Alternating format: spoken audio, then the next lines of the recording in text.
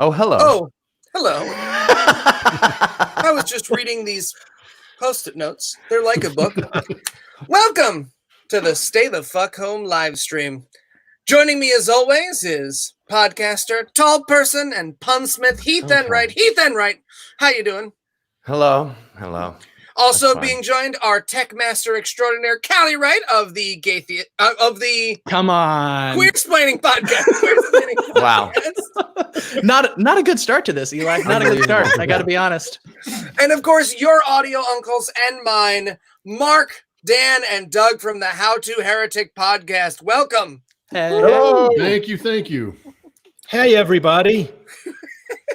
I am so sad that you were not here for the tech setup where each of the audio uncles demonstrated in turn how far behind technologically they were by what decade, right? So you had like Dan, who was like unsure whether or not he was wearing the right headphones. You had Mark, who was trying to do it over like that, and Doug, who insisted that the other camera was over here. So you had a whole variety going on. All right, well, we're going to answer some questions. We're going to play some games, but mostly we're going to distract you from the creeping and crushing fear that inhabits every waking moment of our lives. Am I right? This is not water. Neither is this. Yeah. If you put it in a water glass, it looks like water. All right, so let's get started with some questions. First one up for the How to Heretic from Bonnie. Bonnie wants to know, would love to ask the Heretic guys what the COVID response in Utah has been like in general and amongst the Mormons. Don't hear about it on the news. Well, I would say that it's funny because Mormon it's a strange combination of very obedient, very good at kind of following direction, very good at being told what to do. But they're also libertarians which is kind of incoherent, most of them. So there's an amazing like those church a little bit. a bit. The Mormon church did actually, they're not like the crazy pastors who are like, we're gonna go, everybody hug on Sunday. They actually said, no, this is real. They shut down like it was like the 200th anniversary of like the first vision, like this crazy important general conference. Yeah. With tens of thousands of people would come. So they shut it down. They did it all live broadcast. It was amazing. You should check it out. Oh, you guys, can I hate to interrupt Uncle Mark, but we talked about it on our show. The Hosanna shout is a thing. I don't know.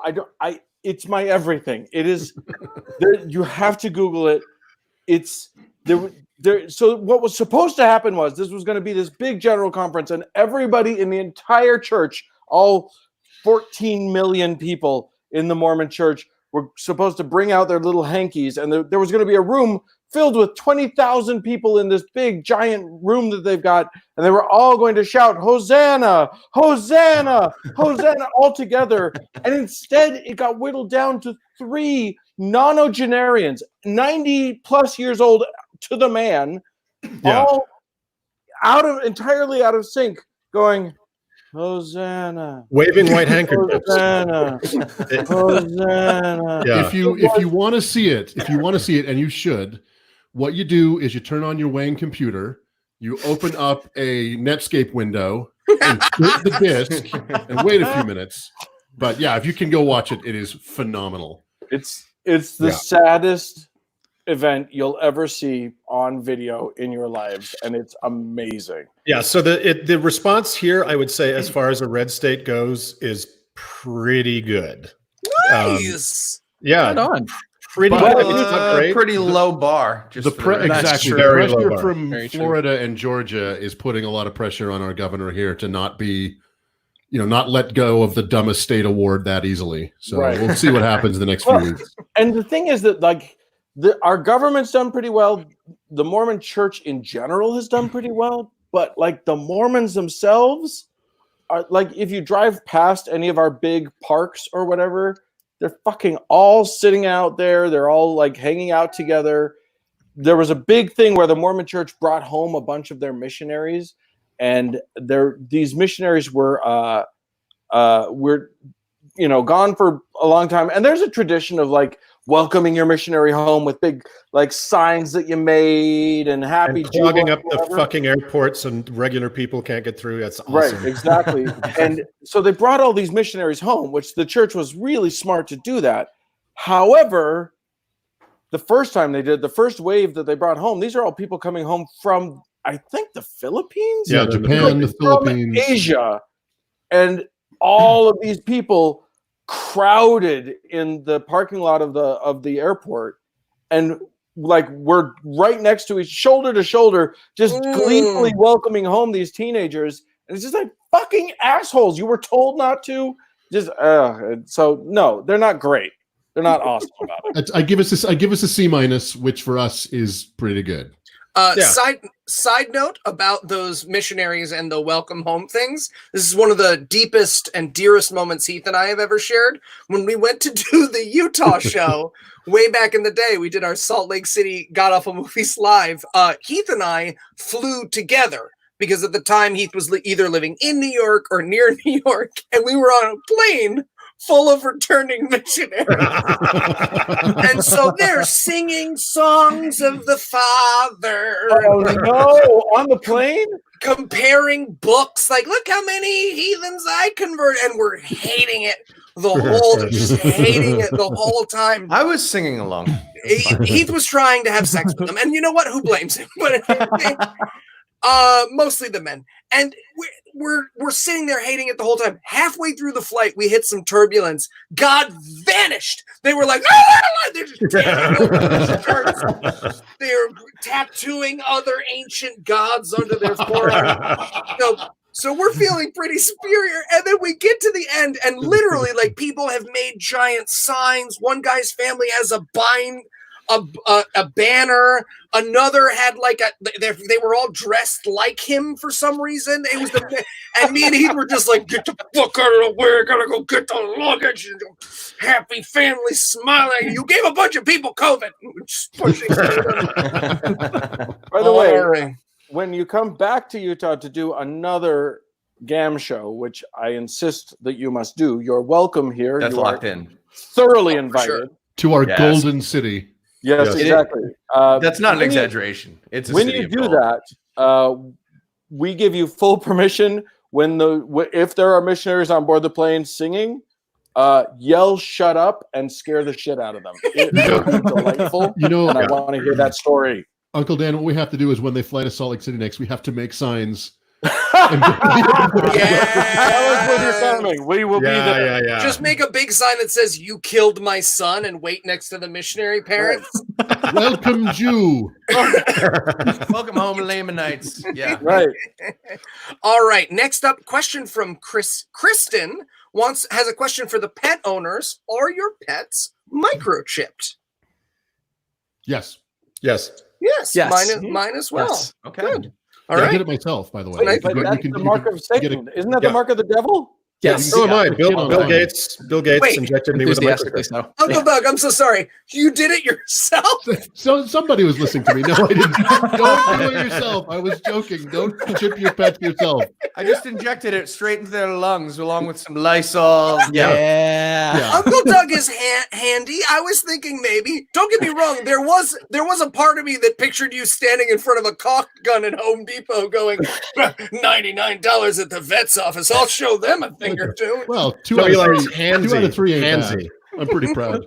The nice thing about the caulk gun is that it closes up the wound at the end, so that's good. Yeah. Exactly. So here's Nicolette has a question for our punsmiths, Uncle Doug and Heath. How do you handle people not fully appreciating your awesome funds? It's so unfair. Okay. First of all, I hate being pun guy. I'm many things, Nicolette. I'm many things. So many facets. I can't Name them. Just I can, like. It doesn't matter. There's a lot. He has a freezer full of Thin Mints. I could list them as long as I wanted to. Puns. But when nobody appreciates my amazing lateral thinking wordplay, Is that what we're calling it? Is that what? basically, That's what pun lateral Keats, thinking. that is wordplay- it, okay. it is lateral thinking. It's a sign of intelligence. I- But when nobody even gives a fucking chuckle, which happens, I usually get weirdly angry right away, and then I like to pout about it in silence for a little while. And then I feel not better at all, but that's what I do. This is why y'all need to hire me to be another cast member on the show because, well, I mean, for Heath, I'm also a pun fan. Because you appreciate humor? Yeah. Absolutely. I think funny things are funny. You're smart. In contrast to the rest of some people, apparently. Well, Heath, let me give you the advice that really helps me. And it's just, you have to get used to living in a world of lesser people. And it is what it is. He says that as a former Mormon and as a punsmith. By the way, as an unwanted child, I don't know if everybody knows this, but Doug is my literal brother, and my parents didn't want him, and I didn't actually either. So, yeah, I'm still looking for a way out. He's a ginger. Happened. By the way, I love that Uncle Doug is basically Wilson from Home Improvement right now with that microphone. It's fantastic. It's just covering all. No one can know how handsome he is. He's protecting you from the COVID. I want to see that playoff beard. My quarantine beard is much more scrotal than I was expecting, so I'm a little embarrassed. Okay, it's a good look though. I like it. It's the amount that I expected. As I was expecting. See, I've now passed through the phase of looking like the Pain Insanity currently at the Metropolitan Museum of the Fine Arts, and now it's just slowly turning to ZZ Top. So I'm going to eventually make full ZZ Top. Sell yourself short. It's a bit more Jewy than that.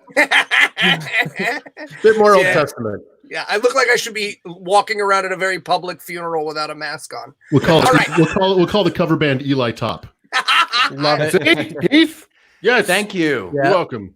Yeah, all right. Lateral thinking from everybody else. That's fine. How did you not go with ZZ Bottom? I don't get it. I was gonna say Eli Top. That means a couple of things. I feel like you gotta check my hanky code. All right. Taro asks, how has your friendship/relationship with your podcasting partners changed you for the better? Okay. I need to start by saying, Mark, Doug, she said for the better. I saw that. I got nothing. Don't be uncool. You know what? This kind of connects, I guess, to the last question, which is, I think I'm a pretty noble person, and I think that spending at least an hour with people who aren't really funny and being generous about it makes me more noble. So that's how I've become a better person. Well, I think I've learned to love the dichotomy of struggling as hard as I can to not let my podcast partners down and constantly being let down by my podcast partners. So, it's patience. Not be patience. I just really like both of those guys, and I think they're amazing. So yeah. That's a great answer. That's a great answer. I was going to say, like, internet forever. am I really going to be the only one with anything wholesome to say? It's fine.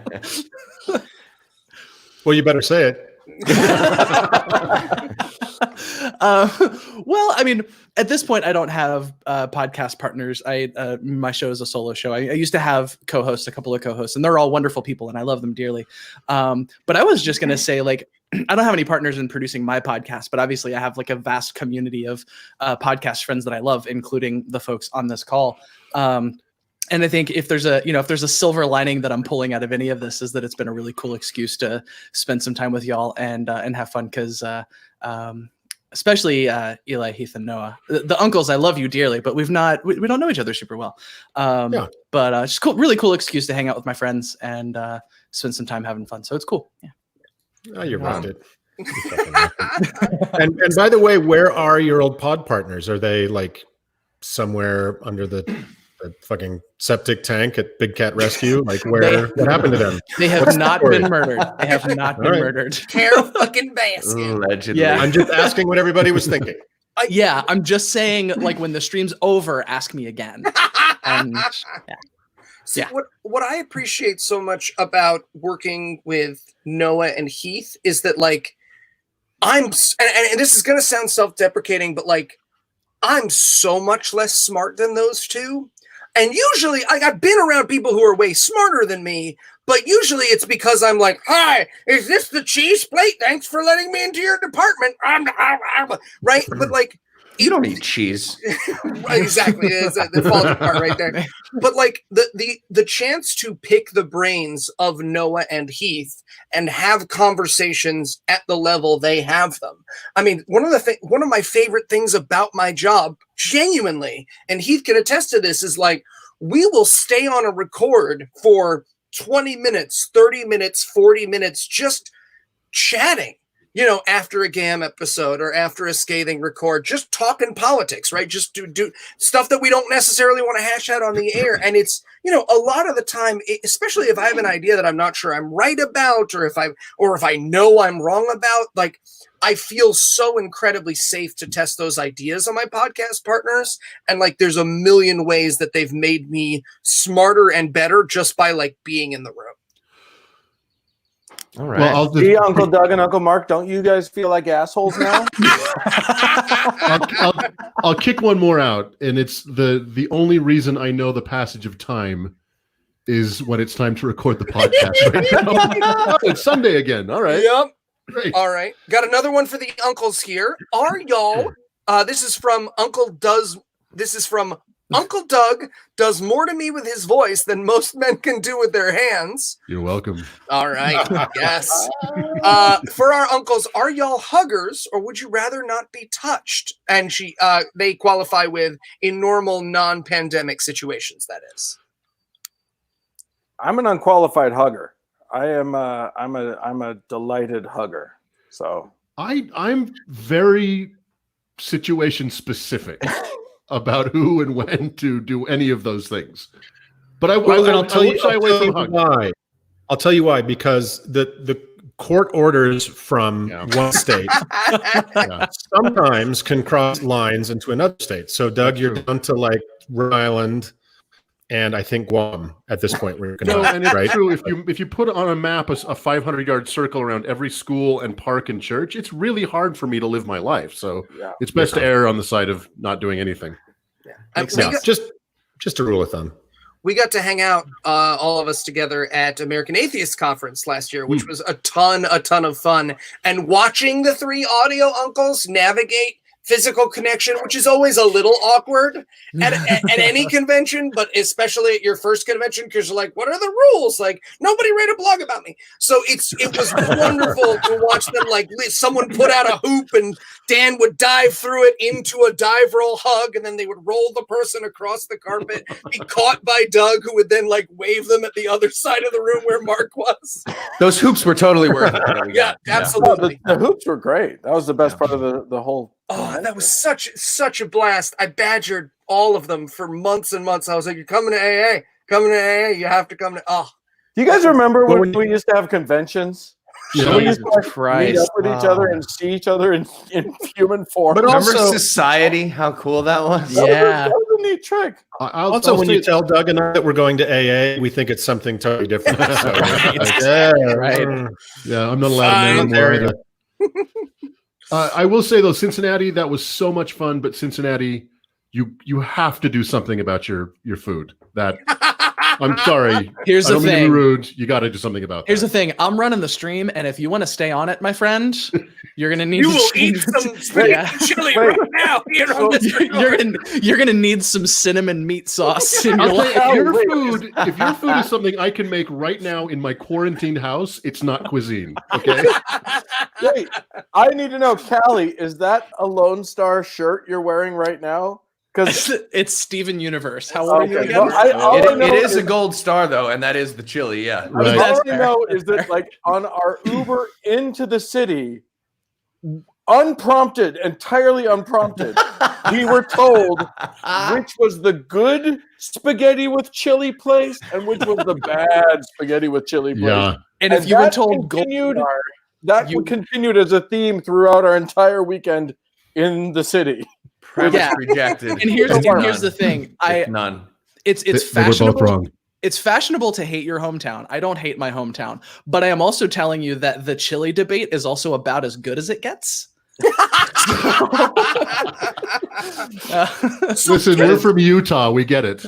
There's no cuisine. It's not a cuisine-driven society. Now, Salt Lake has actually gotten pretty foodie, but See, Yeah, I feel Skyline's like the we're correct on answer, by the way. Just throwing that out there. Skyline is the correct answer. Eli, sorry, go ahead. No, I feel like we're on the cusp of writing a book, like cities according to their Uber drivers. Fun fact, and you will verify this, Dallas, Texas, every single Uber driver, every single one the entire time we're there, told us that the homeless people were not really homeless. They were just out on the street because they didn't want to work and they could make a lot of money. And they were maybe crisis actors bust into the city by Austin to fuck with Dallas. All of them. Shit. And when I say all of them, I mean every single one of them.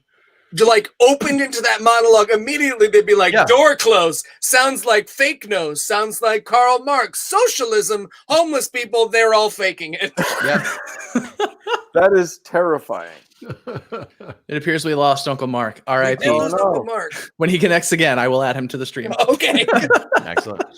All right. It's very possible he has no idea he's not on the show. No, exactly. His whole computer screen is just blinking 12 right now. He's definitely out of AOL hours. That's A new CD as quick as you can. Quick. Oh, all right.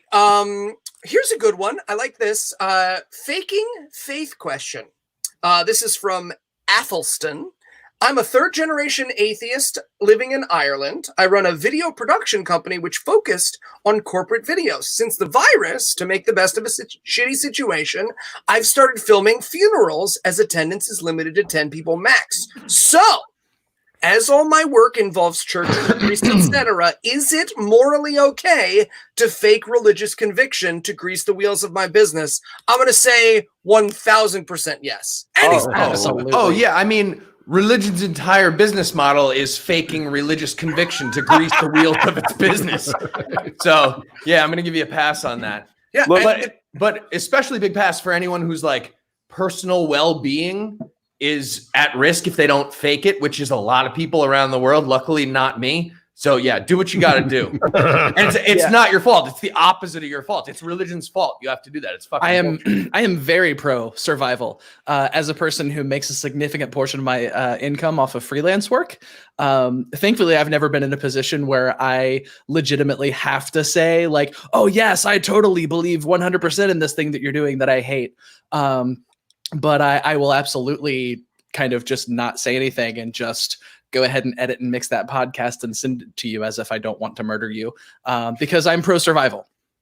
Jesus Christ. What advantage is there to leaving religion if you can't just pretend, if you can't just abandon all morality whatsoever? Absolutely. Invest in the fucking priest's collar and call yourself a clergyman, for Christ's sake. Go nuts, have fun. As an atheist, where do you get morality? The answer is nowhere. We left that behind too. And you think all the women in porn are having real orgasms? Come on.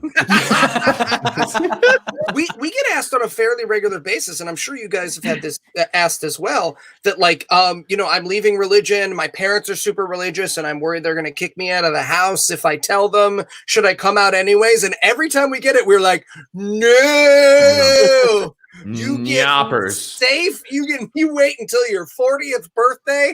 You gather everyone around and you rip open your shirt to show your scathing atheist tattoo. Like this is You're not. We're allowed to lie. We're allowed. Yeah. Lies are sometimes useful, and we don't have a such stupid thing in a moral code that says that's wrong. Yeah, yeah, and the Catholics are faking compassion and love and human kindness, and that they're not a giant multinational tax-free child rape syndicate. So you could pretend that to get video work. That's completely it's encouraged. It's encouraged. Yeah. Unqualified. Yeah. Have I told? We're talking about funerals, so I feel like I need to tell this story. I know I've told it before. Have I told my career day story on a live stream yet? I don't believe I know this story. I don't know it. I don't think anybody else does. One of my favorite stories. I will share. You have to have a career to go to career day. Tell me about it. Come on. So my last week of high school, back where I'm from, Binghamton High School, they had career day. And career day, like there were accounting firms, and of course the military was there, and it already had signs and stuff. And I'm wandering around, but I am going to be a famous actor, so like I'm just kind of looking. But if you sign up for career day, you don't have to go to class for the rest of the day. So I'm like, all right, I'm going to go to career day. So I'm wandering around. No, I don't want to be an accountant. No, I don't want to be in the military. I get to the very corner of the hallway, and there's just like a teenager. He's maybe a year older than me, sitting at a folding table with a blank sign-up sheet in front of him. And on the sign-up sheet, it says, and the name is real, so I'll make one up. It's like Frank's Funeral Home. And I look at him, I'm like, no sign-ups, right? And he goes, yeah, will you sign up? Because if you sign up, I get paid for the day, and we can go smoke weed in my car. And I was like, you had me at we can go smoke weed in my car. So I sign up for the thing, and he's like, I guess it's just you. Let's go smoke weed in my car. So we smoke weed in his car. And it's not my first time getting high, but it was my first time getting high in a closed vehicle, which for those of you who aren't aware, gets you much, much higher because Indeed. there's no extra air. It's just you and the marijuana smoke. Hi, Mom. And so I'm really high, and we drive to the funeral home, and I'm kind of freaking out, right? So I'm like, we're driving to the funeral home. And he's like, all right, so here's the pews, and here's the hallway, here's the benches, and there's the thing. And then he like turns to the morgue, and I'm like, are we going to go in there? And he's like, no, we're not. You're way too high. We're not going to go in there. So we're just sitting there on the benches in this empty funeral home. And I turn to him, and this is truly one of the most significant moments in my entire life. I turn to him and I say, so, is it sad here? And he looks at me and he says, it's sad everywhere, man. Nice. And like a cartoon depression popped out of my head and was like, ba ba ba ba dum ba. I'm here to stay. Jesus Christ. Yeah, man, it's sad everywhere. I work at a dead and breakfast, man. Come on. Of course it's sad. But was the sex good? I mean, It was like a nice really, story. it was really Important question. really good. All right, let's cheer things up with a question from Ad Astra. Is there a particularly memorable moment or interaction due to your podcast that you'd like to share? All right. This is going to sound generic, but I think all of you will agree. Every time we get an email or a message from somebody who says that our podcast means something to them and that is helping them in some way, is an incredibly memorable moment for me. Honestly, I can't believe anybody listens to the direct we put out, and the fact that for some people it's actually kind of meaningful is incredible to me. So that's mine. Agree. Yeah. Well, some people like the prequels, so I mean, there's just no accounting for taste. No accounting for taste. I don't know how many people know this. I met my wife because of my podcast. So I feel like I win this one. The one that you killed with the tiger. After the stream, we talked about this. No, I posted a thing in a Cincinnati trans support group that I was in on Facebook, just saying like, hey, I make this podcast. If this sounds like it'd be something interesting to you. And Celeste became one of my first patrons, way, way back at the beginning. And, we started talking, and I like kind of developed a little crush. And I posted something on Facebook one night about a really, really awful experience that I had on a dating website, because being trans on dating websites is the fucking worst. And I woke up the next morning to a message on Facebook from her asking me out. Yeah. And like, now we're married and everything rules. So yeah. Well done. I saw the ReasonCon memories of your proposal. Yes. Yeah, I saw that the other day. Just a couple of days ago. Yep. That was wonderful. All right. I have one real quick about this. No, please. Quick little anecdote that I have known Dan, my pod partner, for quite a while. I've known Doug his whole life. I saw him the night he was born. It was a terrible night for everybody. But anyway, Dan has another podcast called Thank God I'm Atheist that many of you are probably familiar with. It's great. And I had sat in on that show a few times. And one night I was at dinner with Dan and his wife. Little backstory. My favorite podcast in the world prior to that was called, I don't know anybody listens to it anymore, but it's called God Awful Movies. And I would literally, like, every Sunday when I would go to my office and I work by myself, that was my treat, to put in the Gamcast and listen to it. So one night I'm at dinner with Dan and his wife, and Dan goes, "Hey, you ever heard of God Awful Movies?" I was like, "Yeah." And he said, "Yeah, they asked us to come on, and I don't think Frank can do it, his other pod partner. Would you be interested in doing it?" And Dan can tell you this is true. I got up from the table and ran out of the restaurant, so I didn't scream inside like a girl when the Beatles came to town. And not only did we do that show it was a terrible fucking movie, I can't remember what it was, but then 6 months later, they were in Salt Lake City doing a live show with us, and I was on stage with Noah, Heath, and Eli, three of the funniest people in the world. It's literally like if your favorite band asked you to go jam with them, is kind of what happened there. So it's been downhill since then, but it was an amazing moment. Truly. I remember that first time we had you guys on, you got off the Zencaster call and we just sort of paused, and Noah goes, "Well, those motherfuckers are hilarious. We got to get them back on." I was like, "Yup. Fucking yup." Yeah. So there was that. Yeah. Well, and I do have to say, on trips to New York, I have stayed at Eli's house twice, and the horrors I have seen. Callie is, as I'm sure everyone guessed, one of the few human beings who you like the more you spend time with them, which is insanely rare for humans. But every time I see Callie, I like them more. It's crazy. All right, more cat questions. Yeah. Heath, do it. Yeah, quick story here. During AACon 2 years ago, it was in Oklahoma City, right? The one before Cincinnati. Yeah, that's the one. Somebody came up to me and said, "Hey, I'm a big fan of the Skepticrat," which is one of our smallest show we do about politics. And he said, "You probably hear this all the time, but I realize now that I should have voted for Hillary Clinton." And it was a really nice moment. That's a good one. But just for the record, I do not hear that all the time. That is literally the only time I've heard somebody be like, "Yeah, I voted for Jill Stein in 2016. That was dumb in retrospect because, the fucking disaster that it helped cause." Yeah. Love to see people, adjust their opinions occasionally when there's a whole bunch of evidence that they were wrong before. It's way too late. It's great. Change your behavior for 2020. We got a big thing coming up. He was so he ran across the floor to tell me about it. He was like, Eli, you'll never guess. And I was like, "Oh, not God is here. Jesus of Nazareth is here, and he's here to tell us he faked it." And he was like, "This guy said he should have voted for Hillary Clinton." And I was like, "Yeah." One, nailed it. Check. That could be the margin of the vote, though. One swing state. Next up from C. What is everyone's favorite thing about cats? I'm hoping to adopt a senior cat, and I know Uncle Dan has some elderly kitties. See, now this is a problem that we have with three men on a podcast with gorgeous baritone voices. It is Uncle Mark. And we'll actually, I think we'll encounter this more in the future. But yes, it's Uncle Mark that has the sweet. Well, Doug and I are both cat people, and look who decided to make an appearance right now.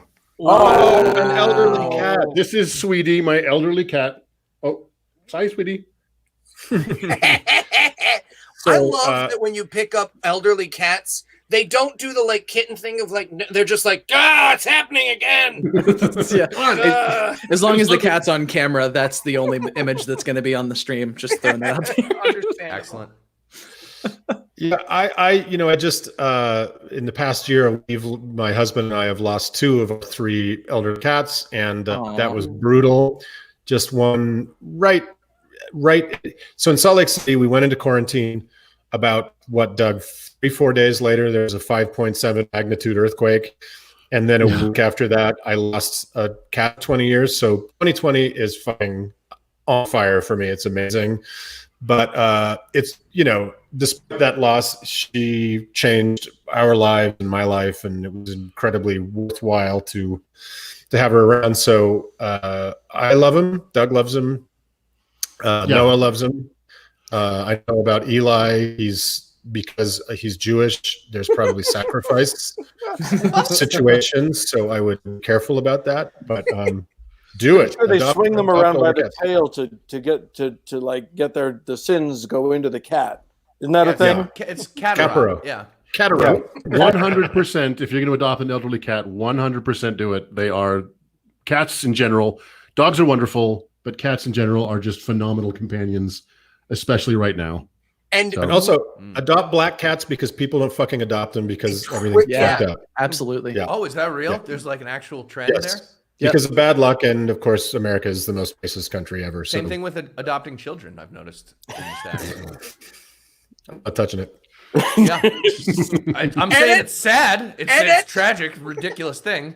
hey, Callie, you can edit the live stream. Okay, Totally. Moving forward, Yeah. we're moving on. we can't talk about No one problems with likes- society. We can't talk about How problems. do with I society. rewind this? How do I kick him out of the stream? Do we have a button? An eject button? I mean, I do have an eject button. Okay. Good to know. We live in a society. Do we? All right. Next up, so this is kind of passe, but this is from Ian from Wine Country. Assuming he still has it, what gives Uncle Doug the confidence to believe he can pull off the Tom Selleck mustache?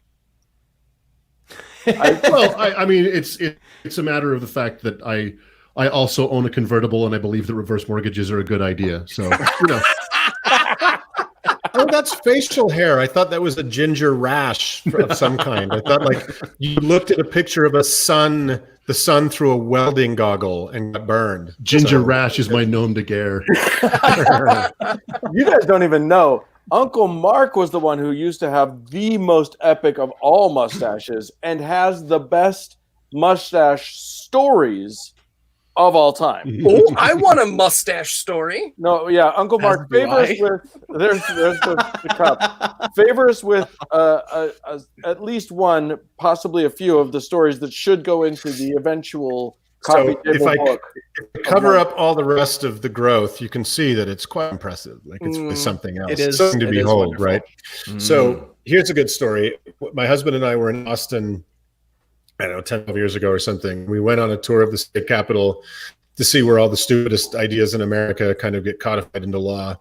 And the security at the state capitol in Austin, as you Texans know, are Texas Rangers, these storied, fabled Texas Rangers with 6 guns and cowboy hats. We're going through the metal detector, and you know, I'm with my husband, and this fucking Texas Ranger at the metal detector is giving me the stink eye, and I think, oh my God, he's going to make a thing out of this. We're gay. They're going to burn us at midnight in front of the Capitol. And he's kind of staring at me. We get through.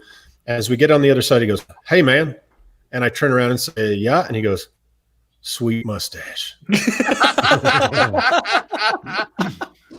Texas fucking Ranger. That's Oh, amazing. Tell about the kid and the mother, the child Oh, yeah. passed by you.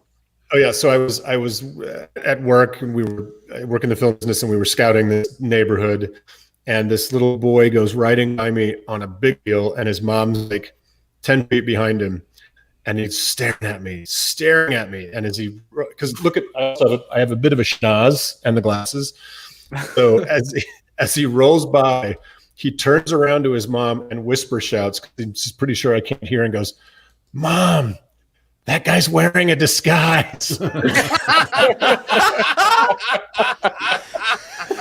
Amazing. Every Aren't we Halloween, all? Aren't we all? every Halloween, I'm tempted to get a Groucho Marx glasses with the glasses, the mustache, and the huge, enormous, bulbous, horrifying nose, and go as Mark. Well, you got to lose about 75 pounds, but you could nail it. Yeah, you totally nail it. All right, we're going to play games in just a second. Real quick, little bit of housekeeping. Apparently, folks in the comments are wondering if Noah's all right. Noah is totally fine, happy, healthy, all that stuff, just working on something. Don't worry about what it is. Does Don't not you worry. like the uncles. Don't worry about it is the answer. Don't you worry about it. He's doing just fine. So while we pull up the games, and Callie, you're pulling up the games this time, yeah? Absolutely. All right. So while Callie starts to pull up the games, I got another question here from Anne the trans woman, trans rights. Has Hell the yeah. pandemic made you take positive steps in your life that you will keep when this is over? All right. No. I guess this is yeah, I've learned nothing. Yeah, that's fair. I'd say one small thing.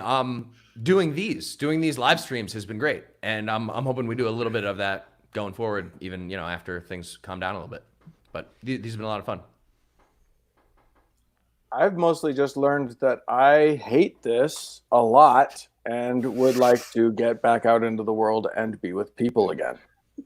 So I probably will not very good lesson learning. I probably will not vacuum the house 4 times a week. It's a good habit, but I'm going to be ready for that to be over. All right.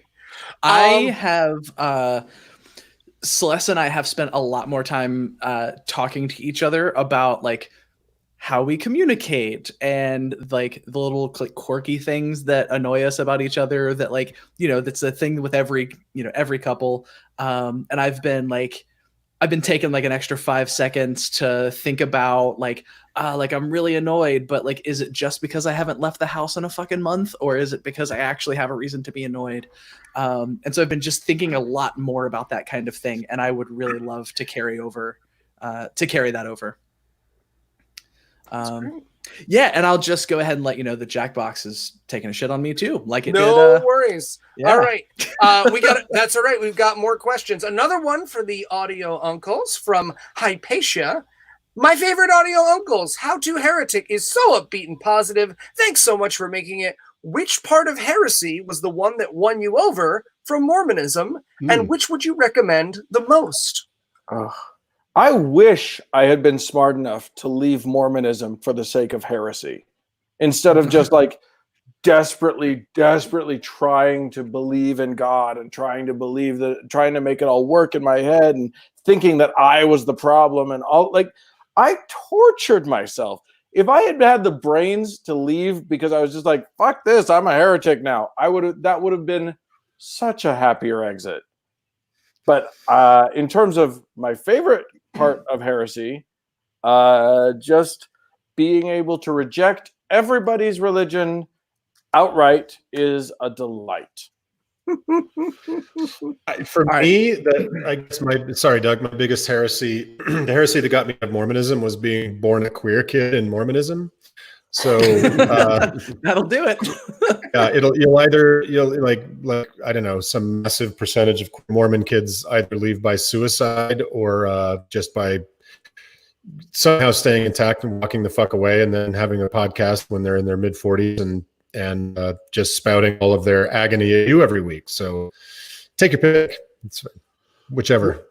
I've got Quiplash working, by the way. If you check our private chat, there is the 4-letter code. Perfect. You're going to have to give a lot more instruction to Uncle Mark right now. So you're going to go to jackbox.tv. And Uncle Mark, get one of these. A lot of people are asking why Heath dropped off the call. He's fine. He's totally fine. He's just working on a secret project right now.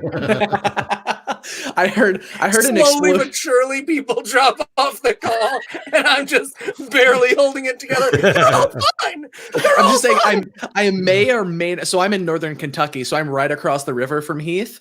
I may or may not have heard a dim sound of an explosion in that. I'm just, possibilities. Throwing that out there. Okay, good to know. The thing is, we're all sharing a ventilator, so we're just kind of doing like a round robin. We're just getting a few puffs on it, and then Heath will be back, and then Doug will be gone. Puff passing with the ventilator. Yeah, exactly. Yeah.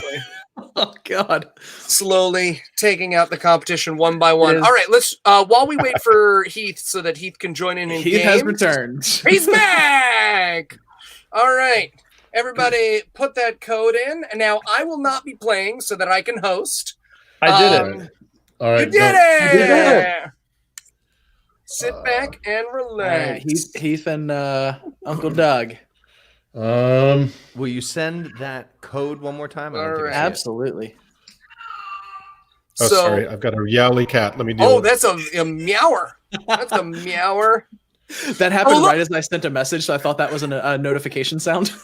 Uncle Mark is fine. He's just working on a secret project. Everyone leave me alone. They're all fine.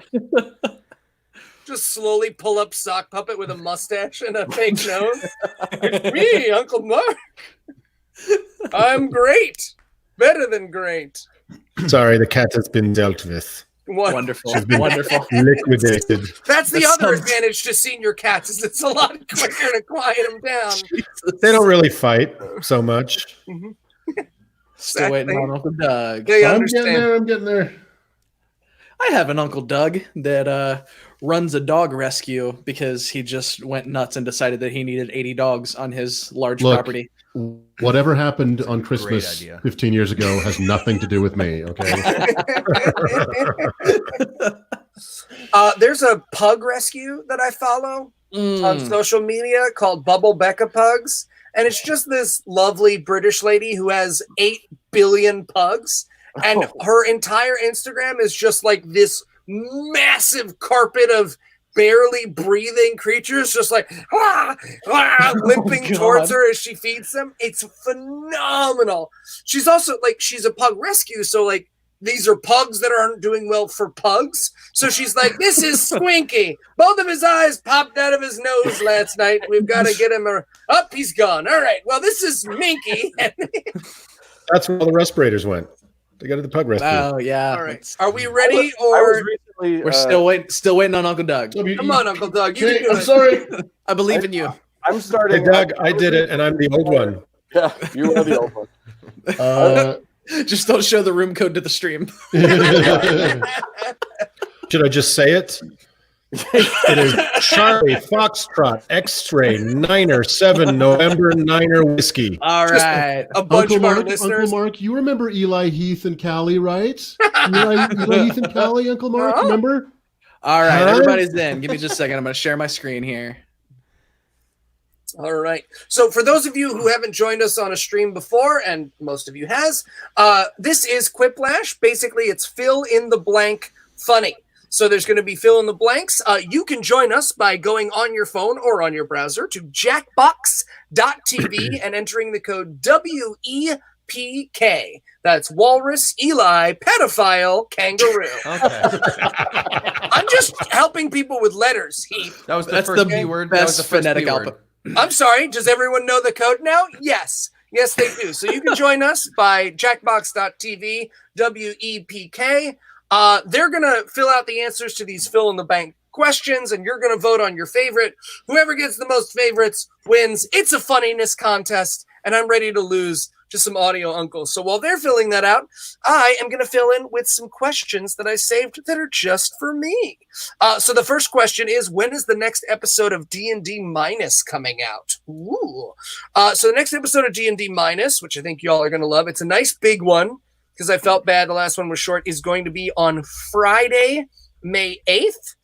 Thank you to all of you who have said nice things about that show. It's been a lot of fun to do. And we're now like 4 episodes ahead of release for When I Have a Baby. So that should be, that show should still be coming out on the reg. Who's Let's having see. a baby? Moi. Well, Okay. Just I'm want to going to double be check. there while someone else has a baby. What products I recommend for beard care? Well, I'm glad you asked.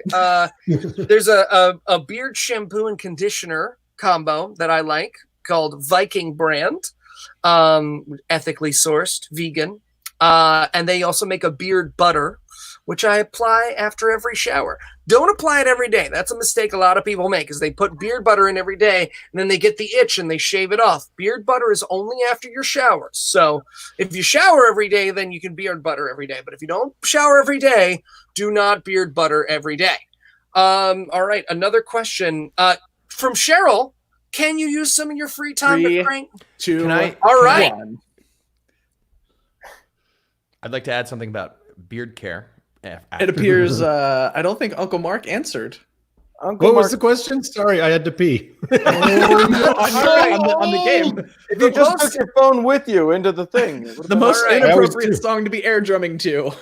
Taps or the Mormon Tab Choir singing He Is Risen?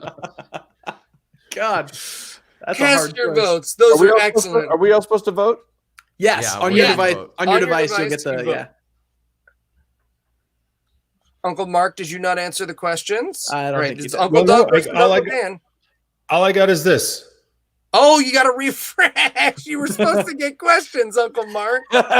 Jesus Christ. Both great answers. Perhaps Excellent I liked it a little bit, answers. yeah. Excellent answers. The Wicked Witch of the West's biggest annoyance with her flying monkeys. Sexually aggressive TSA monkeys or shit everywhere. Oh, those are both also excellent. Some people are admiring my cassette storage cabinet. Yes, I use this. I'll show you when we get the next pause. I'll show you what I use that for. All right. Ooh, we went. Oh, man, by one. Wow. Oh, Vote. you got me by a point. It goes to Callie. One vote. Heath, All that was right. a solid answer, though. Thank you. Yeah, well done. All right, next up. Explain how babies are made in 3 words. Oh, Jesus Christ. Here comes Doug and Uncle Mark. I feel like that's the answer that I wins. feel like no Regardless. answer. How many times has Uncle Doug won something because Uncle Mark couldn't figure out the text? Your I fishing can't trip vote. with your father was going great until he sat down his rod and turned his head and said, blank, hand me my fishing pole or you're going to become a podcaster. So, Uncle Mark, just hit refresh on that page and then hit the button again, and it Heath, should this let one's you for in. you. Can you fax me the instructions from the pharmacist? Oh, Mine was ooh! See the we all went Whoa. with the with Heath, but the audience went with Uncle Dan. All right. the Right joke on. is that he sat down. He was holding his rod, but then he says, "Hand me his pole." Anyway, fuck it. A good name for a band whose lead singer is a goat. Nickelback. You know what? Nickelback was going to win no matter what. Thank you. Anyway, Thank you. was going to get 100% of the vote as it is. All right. Round 2. Uncle Mark, have you refreshed? Because you I'm are still refreshing. all right. You're Oh gonna my get All right. you're gonna get questions in a second here. All right. Oh, round All 2. I right. see round 2. All right. Okay. Nice. This is one of the round 2s where it makes round 1 not matter. Yes, because the points are doubled, including the winner bonuses. All right. So while they write, I will explain what this thing back here is. So this cassette tape holder, I found it at a garage sale. I actually use to hold trick decks of cards. I have so many different trick decks of cards that I keep them in this little folder right here. Right? So these are cards with 2 faces, and these are cards that are meant to be tossed at people. Yeah, so I keep them in there. That's my little magic organizer there, for those who are wondering on the stream there. All right, well, next question. Laurel asks, sorry. In the past, Eli has mentioned meditation as one of his tools. I'd be interested in hearing about how he got into it and whether he found it hard to strip away the woo often associated with it. Yeah, so the book that got me into meditation, well, so my aunt is a lay Buddhist priestess who has been talking about meditation for as long as I can remember, but she's not super pushy about it. Like, I just happen to know that she meditates. But then I read a book a couple of years ago called Meditation for Fidgety Skeptics, which was written by the guy from Good Morning America, Dan Harris. Al Roker. Yeah. He's great. He's fantastic. 5, 4. Oh, we're all in. Okay, sweet. I was about to count it down. All right, here we go. All right, question number 1. The worst way to die, death by 1,000 unfulfilled boners or non-voters. Yikes. Sometimes it gets a little too real.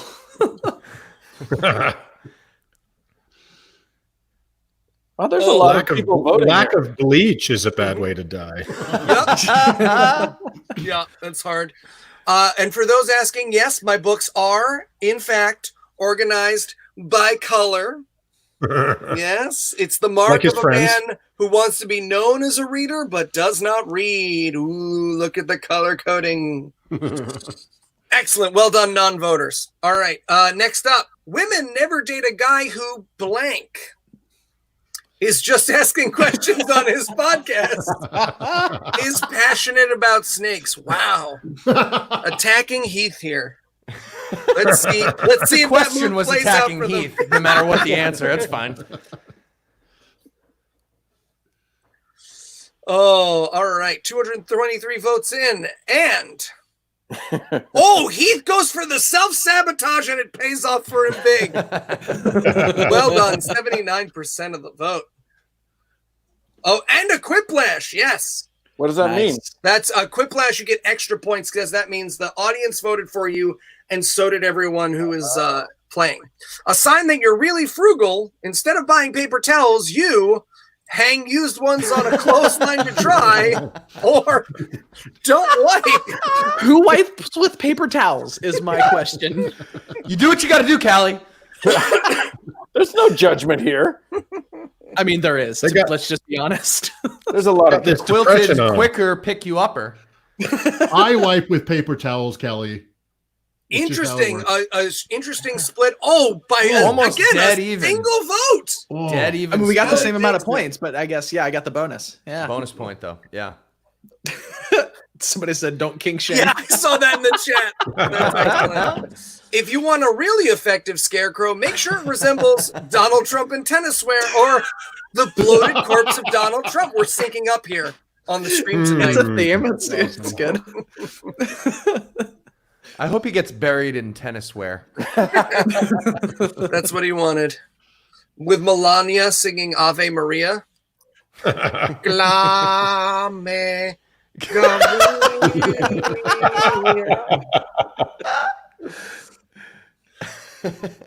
Go, Uncle Dan. Quiplash, too? No? Oh, there was. No. it was All right. The worst time to tell someone you want a divorce is in the middle of the wedding night or a wedding. Ooh. In sync. Well done. Well done. Oh, fantastic. Yeah, That's the good. wedding night's a little gauche. That's late. Yeah. All right. Hey, see, interesting. Ooh. The audience goes the other way. Uncle Wow, Dan takes it. I'm hanging out to dry with all of you people. I'm sorry. The people at home like me. Shut up, you guys. I'm still trying to do this on a rotary phone, and it's just making no sense to me. All right. We're going to 576 Klondike, please. I want to play the video game. bring me Virginia, get Jackbox on the phone. All right. Last lash. Now, this one, everyone's going to vote for their favorite, their second favorite, and their third favorite answer. This is going to be an acrolash. There's going to be 3 letters put up. You're going to come up with an acronym for those 3 letters, and the letters are T as in Thomas, F as in feet, J as in just kidding, Thomas doesn't have any feet. I was really proud of that. Thomas doesn't like that joke anymore because people made it too often. And the meta joke of it when we first brought it up was a prank war, but now it's kind of become a real prank war, which makes me love it more. It's really hard for me emotionally to not do that all the time to Thomas. Anyway, so more questions that come up. Oh, yeah. So Meditation for Fidgety Skeptics was the book that got me in it. It's a fairly woo-free book that got me into meditation, and I really, really liked it. Got me into a regular practice, which, speaking of good habits we've picked up in quarantine, I've been sitting a lot more often in quarantine than I was not in quarantine. And it's been really good for my mental health, really good for all kinds of stuff. So I can't recommend that book enough. It's called Meditation for Fidgety Skeptics by Dan Harris. Okay. This was a question we actually got at the very first. We are ready to go. All right, here we go. TFJ stands for Triple Fisting Jameson. Together Friends Jerking. That's not Thomas me. B. That wasn't me. Just kidding. Thomas doesn't have, I assume, feet. The Final Jackdown or Tropical Fidgeting Judaism.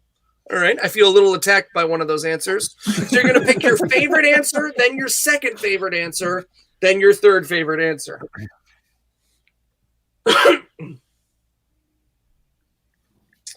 All right. Excellent. I felt attacked by tropical fidgeting Judaism because I'm fidgeting. Someone in the You chat shouldn't feel mentioned... attacked. You should feel understood. I feel seen. I see you. Someone, someone mentioned don't stroke your beard. They were like, Eli needs to stop stroking his beard, and now all I want to do is stroke my beard. All I want to do is stroke my beard. Thank you. All right, thank you. Come on. Mm. Come on. All right, let's see those points. 500 for Callie, 1,000 for Uncle Mark, 1,500 for Uncle Dove, 2,000 for Heath, and 2,500 extra points for Uncle Dan. Let's see who's going to take it. Who will take it? These are the scores before, and the scores are Uncle Dan in first place. Uncle Dan takes the game. Wow. I have been Bastards! Oh. You guys I have all hate me and think I'm not funny, but the rest of the people like me. I have been unseated. Oh, Callie, our reigning champion, has been unseated. All right, Callie, you're going to queue up T-shirt KO, right? I absolutely can. Yes. Oh, wow. Now, this is a drawing/funny game. Not quite as not as competitive as Quiplash is, but still a lot of fun. And while Callie queues that up and gets the code going, I got another question here. Wait, sorry, before you get into that, we can all agree that I'm just the champion of this. You are the champion of Quiplash, yes. It's numerical. I mean, I think guys, let him have this. We want to agree that actually Dan is the champion, but I'm also the loser. So if you think about it, we really bookended the game. We really gave you an uncle hug around both ends. Uncle Mark, you did pretty well considering you went to pee and didn't know how to play anything. So, I feel like actually you did very, very well. Is that the Uncle Mark story? That's the behind the Oh scenes. my God. You guys, going to pee 100% is the Uncle Mark story. Like the way that Eli We goes really through- are soulmates, Uncle Mark. You go to pee, I go to poop. Yeah, well, because of you, I know where every toilet on Temple Square in Salt Lake City is. Because we shared that moment. But look, wait. All right, I have sent the code to our private chat there. All right. Well, I'll let folks log in on that, and I'll hit some more questions here. Yeah. Is this the same Jackbox TV, or do I need to download another same fucking Jackbox AOL? TV. Yeah, it's Hypertext Transfer Protocol S. All right. Bravo. November. They're going to go ahead and send some smoke signals back and forth. And once they've got that all loaded up, we'll get started. Temple Square story, for those who haven't heard it. So Uncle Mark and Uncle Dan were like, oh, man, we're going to take you to Temple Square. And these girls, they see anyone who's not Mormon, and they'll attack you. Just you wait. You're going to be surrounded by these. We should be clear. It's missionaries. Missionaries. Yeah, no, it wasn't like a hookup opportunity. No, it was not. We get to the square, and to say that I scattered these young missionaries is to say that the atom bomb turned up the heat slightly. They ran, and I didn't do it. I was just like, I just smiled, and they were all like, no, he's Jew, and ran. Like they were like climbing trees. Helicopters flew down and picked them up. It was pretty impressive. I said to Eli, I'm like, okay. You can hit fight. I think everybody's in. Heath, you can start us since you're the VIP. Then I'll hit the share so we can get the audience. I hit the word fight as a button. Yep, there we go. Right. Okay. Now this game is absolutely one of my favorites on Jackbox. This is a T-shirt battle. So here's how the game works. They're going to be given time to draw on their phones random images, whatever they want. It can be complex, it can be simple, it can be basic, multicolored, one color. They have a lot of different options. They're going to draw that. Then they're going to come up with random slogans, not for those shirts. Then they're going to be given some of those designs and some of those slogans, and they're going to put them together in a T-shirt battle. And some of the T-shirts that result from this game are truly, truly stupendous. So again, they're going to be drawing, and while they draw, I might ask a couple of questions because they can draw. I've never been more lost in my life. I don't know what I'm about to do. So just I draw. heard you say T-shirts. That's right. You're going to draw pictures. Draw whatever you like, anything in the world. Keep in mind our audience will see it. Is this what I'm going yet? No, not yet. It's giving the Okay. instructions now. It should be going just about now. Okay, Or- got it. Almost, yeah. What do I do? Draw literally anything you like. You cannot do it incorrectly. There's going to be so many penises. There's going to be a lot of penises. We may look at an all dicks version of t-shirt battle. All right. So while they're drawing, and I think they can do both at the same time, we've got a question from Cassius. Who inspired you to become a podcaster? Is there a role model that inspired you to think that you could do that? If Uncle Mark doesn't say Dan, I'm going to be mad. Well, I honestly was going to say Dan because Dan. No, I'm not even kidding. Dan, he had a podcast I loved a lot and was a fan of, and then randomly, because we call it Small Lake City, we ended up meeting each other, and he made me think that this nasally fucking ruined voice was useful to him. So I would say Uncle Dan. It's a true. And not just because he won the last game that I didn't know how to play. Here's how my drawing is going, by the way. You gotta press the button. You gotta press the button. I refreshed it. And now you press play. You can do it, Uncle Mark. I believe in you. We believe in you. Anything that your screen tells you to do. I've got the Wheel of Death. Oh, we have overloaded Jackbox servers in the past. Yeah. So this is a possibility. But It's that's a all beautiful right. circle. I'm enjoying it. All right. It's a beautiful circle. All right. Now you're all going to draw a second picture. And while they're drawing the second picture, anyone else want to talk about it? Callie, I was actually really interested in your answer about this. What inspired you to become a podcaster? To be honest, it's someone who turned out to not be that great of a person. Oh. And so I'm not going to name names because I'm not interested in starting drama. But there was a person in particular that I used to really, really look up to that was really nice to me and did a whole lot of stuff to help me at the very beginning. And then turns out that I was the token trans friend that literally existed for cred. And yeah, it was bad. But I mean, to be honest, like that's the person that gave me the idea to start a podcast, but was not the reason that I started podcasting. I started podcasting because I thought like I had something important to say. And so, yeah, I don't want to let shitty people ruin a good thing. So I'm not going to name names because I don't want to start drama, but yeah. But whoever they are, they're fine. They're working on a secret project right now. All right, we'll let them draw a little bit. Uncle Mark, did you ever get yours working? You fucking right, I did. All right. Cheating by being actually good at drawing. All right. Oh, Well, this is a great. It's a much smaller piece of paper than I'm used to. All right, this is a good one. Karen asks, hypothetical, you're on a desert island and you find a magic bottle with instructions that say, whisper into me and I will always be full of what you desire. What beverage do you whisper? Don't be lame and say water. You've got plenty of safe drinking water on the island. Coffee. Hardcore. Yep, absolutely. All right. And now they're drawing their third picture now. Oh, So good. Callie's going. Is semen considered a beverage? Oban 14-year single malt. Great Scotch. pick. What are we talking about? Oh, I would say Cragmont Diet Fudge Cola. What? Diet Fudge. It's an acquired taste. Fuck you guys. Fuck you.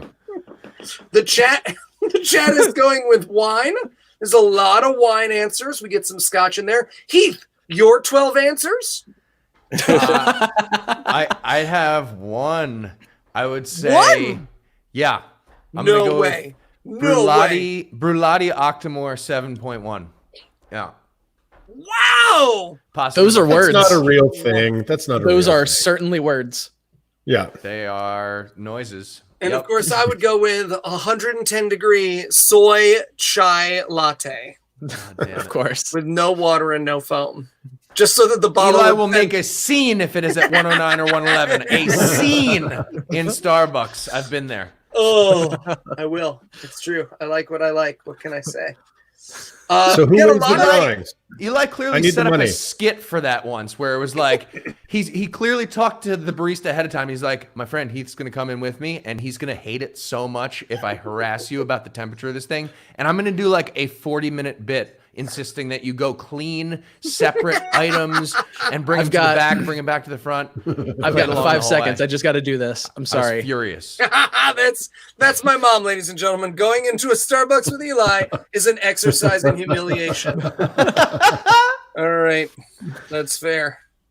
All right, the pictures are submitted. Now they're going to write as many catchphrases as they like in, I think they get 30 seconds, 40 seconds, 50 seconds, something like that. We'll find out what it is in a moment.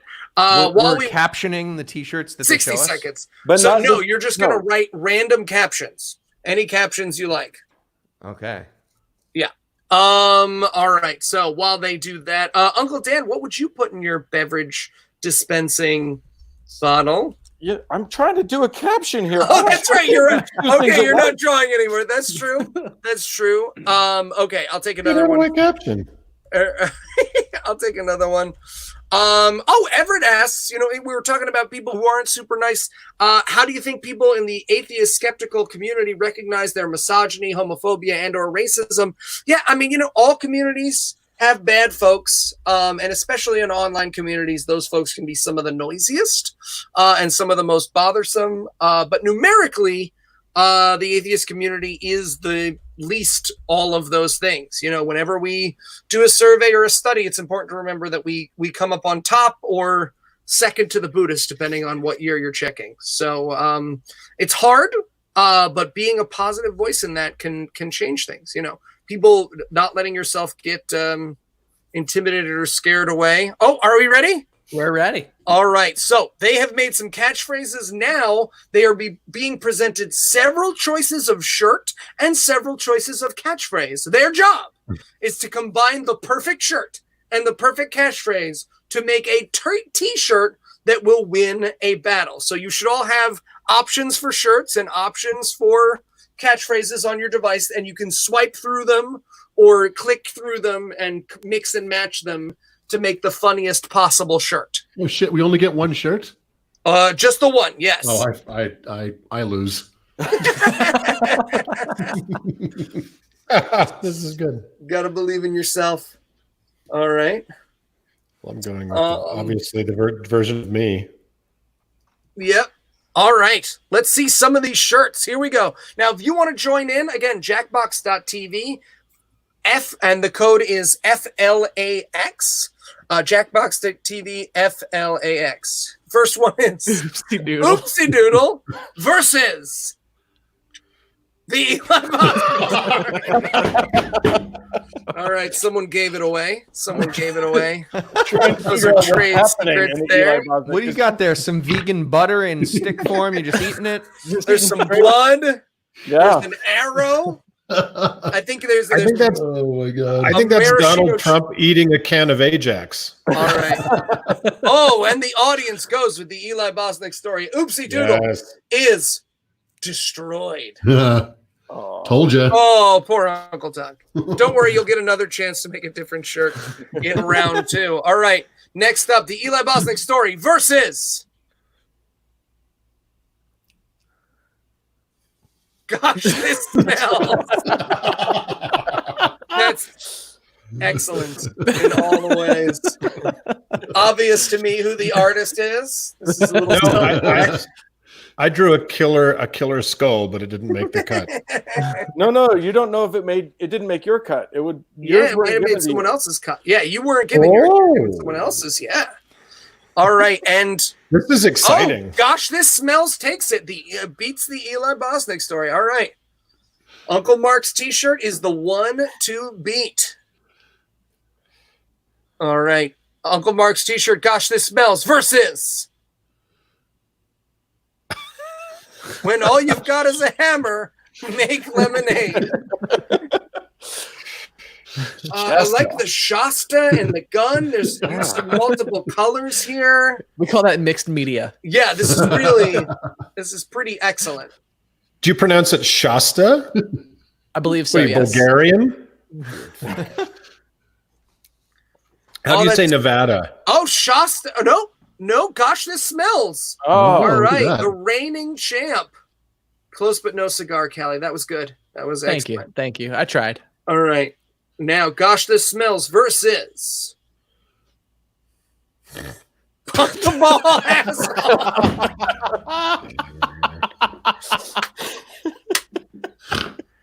Oh, spoiler alert. At the end of this game, you can go to a website Okay. and buy a t-shirt that was made during the game. I just love that one of us was like, I gotta come up with a phrase. Punt the ball, asshole. That was just like popped into somebody's head. Who did Yes. come up with that phrase? I want to know who came up with punt the ball out. Does it say at the end? It does not know. That was me. Oh, nice. Nice. Also known as Uncle Champ. Well done. Shirtality. That's me because I'm the champion, remember? Shirtality. Can I just That's say, Uncle Mark, I just want to take credit for drawing Uncle Mark because that's the best drawing I've ever done on a phone in my life. Nice. All right. Streak winner. Gosh, nailed this it. smells. Gauntlet winner. Punt the ball, asshole. All right. Now it's time for round 2. They're going to draw one more picture. They're going to enter a few more catchphrases. Then they're going to make a final. They're going to make a second set of t-shirts. So while they do that, I'll throw out another question for. This was actually from the very first live stream. This was General Contact Unit Problem Child. Asked, do you think Christian fiction has gotten more propagandistic, propaganda-like in the last few decades, or do you think it's just more noticeable these days because culture as a whole is getting more secular? Well, it certainly hasn't gotten more filled with propaganda. As someone who reviews a bunch of old Christian films, they used to be honest and now they're just cutesy. Although we did just, yeah, they know that we're watching Allison's Choice, right? Yeah, we just finished reviewing Allison's Choice, and man, that may be the worst movie we have ever watched. And when it comes to just like racism and sexism and hatred, it's truly vile. So I'm excited for y'all to hear that episode. It was a ton of fun, and we had an awesome guest who you'll find out about when the episode comes out. But next week, and that's coming out soon. Next week, we're doing another really good one that a bunch of you recommended, and even a few people in the stream have mentioned. I did not think it was real. I thought it was a comedy trailer making fun of Christian movies, but it is real, and we'll be reviewing it next week if we can find it. And yes, for those asking, it is, I would say, significantly worse than Loving the Bad Man. Wow. That is a claim. What do you think? That is against all odds. That might be correct. Right? There's. Yeah. I think they might tie for negative infinity on societal value. That's true. Yeah. They might. All right. They're writing a few more catchphrases while they do that. I would say people are asking in the chat what the worst ones are. Like best worst, as in like really fun, watch at a party, Blood Fiend or whatever it's called. I always forget what it's called. Blood Freak. Which is the one where the guy turns into a turkey because he smokes the contaminated marijuana. That's a good one. Honestly, the first one we did with Dan and Mark, Book of Mormon, Part 1. Oh, that was a beautiful. It's really funny. I've turned it on several times. The Unmiracle was on Netflix for a little while, and that was my party trick for a little while, as I would just like turn on 5 or 6 minutes of The Unmiracle until everyone got sad and turn it off. It's pretty fantastic. Loving the Bad Man, of course. All right, now it's time to make their t-shirts. They're going to, again, be given pictures that they did not draw, catchphrases that they did not write, and then combine them into the perfect t-shirt in just 60 seconds. We also loved Fat Pony, and we're sad that he's no longer with us. Oh, I love Fat Pony. We reached out to Fat Pony's agent. Fat Pony is not interested in being on the show because he's got other Christian films he's in. We understand. Fun fact, I just found this out and I don't know what to do about it. My aunt is a fairly well-known and incredibly talented actress. She's the chocolate babka lady from Seinfeld. One of you. Oh, all right, here we go. Wait, really? Yeah. All right, chapter 4, Catherine Cates. Shirts of Rage. All right, so this is round 2. The shirts are Tell Me I'm Pretty versus Hang in There, You're Almost Dead. All right. We got two sort of, there's Very a violence theme going. Very, very strong entries. Do I have to vote on this? Is this like the cardinal of the conclave, the cardinal? Yeah, of colleges? exactly. You College vote. of Cardinals? What's it called? Yeah, you vote, and the audience will vote as well. All righty. Oh, audience went with Hang in There, You're Almost Dead. All right.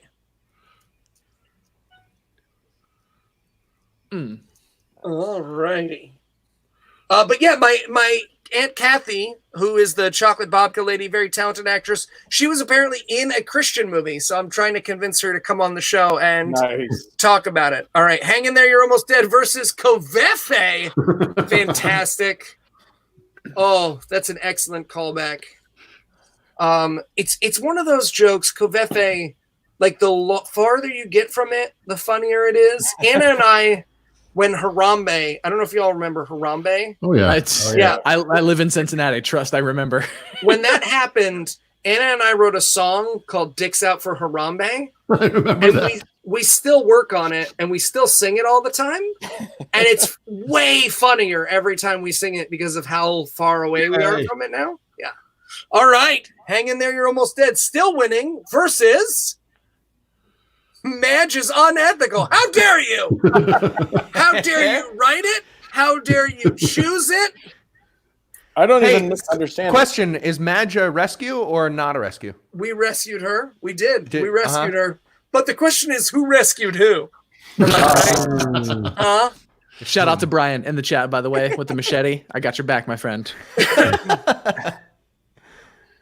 Oh, and Madge is Unethical is defeated, as well it should be. Free Watches strike. it burns and is destroyed. Uncle Doug, how dare you? You of all people. All right, Hang in There is maintaining its win streak versus For Glory. That's an excellent castle. I'm gonna guess that's Uncle Mark. That's an excellent castle. No, it wasn't. My friend Rachel, who is currently staying with my wife and I, is also like a really incredibly talented artist. And we were playing this game with her the other night, and she was just creating these incredible masterpieces while the rest of us were like, smiley face with a dick for a nose. Man, Hang in There, You're Almost Dead is the reigning champion. All right. Taking out all the competition. All right, let's see what's up next. But yeah, she's in a Christian movie, and so I'm trying to get her to come on and talk about it without ruining her career. Go Callie. All right, Callie, the gauntlet and streak winner. All right, so now this is the final round. They're not going to draw anything. They're not going to write anything. This is just the winners of the last round versus the winners of the first round. So we're going to see the ultimate T-shirt champion here. The last shirt off, if you will. Punt the Ball Asshole versus Gosh, This Smells. All right, let's see what the people vote for. I feel like we actually had this competition once. Yeah, wasn't this already the thing? Yeah, we don't know. We'll see. Maybe the because people. one was the streak winner and one was the. That's right. that's Yeah. what it is. It's like the Electoral College. And if you order the loser, you only get 3/5 of a All shirt. right. Punt the ball, asshole. Oh, if the Punt the Ball Asshole wins it all, I am going to buy that shirt. I'm just saying. I'm going to buy that shirt, and I'm going to wear it at every live show. It's going to take over the booty shorts or whatever. All right. Punt the Ball Asshole and Hang in There, You're Almost Dead. This is a tough one. Hang in There is Almost Dead was undefeated in its round, but can it beat Angry Heath yelling Punt the Ball Asshole? This is the question. Glasses.